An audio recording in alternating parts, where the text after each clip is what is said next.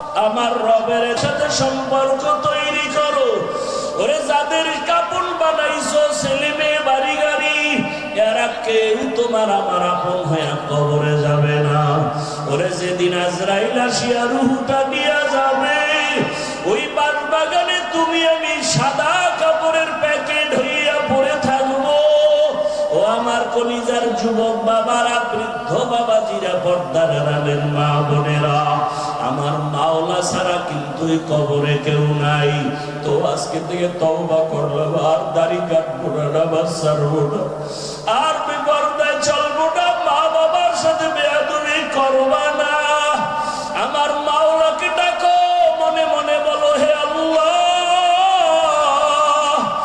আর দাড়ি কাটবো না, নামাজ ছাড়বো না, বেপরদায় চলবো না, মা বাবার সাথে বেয়াদবি করবো না।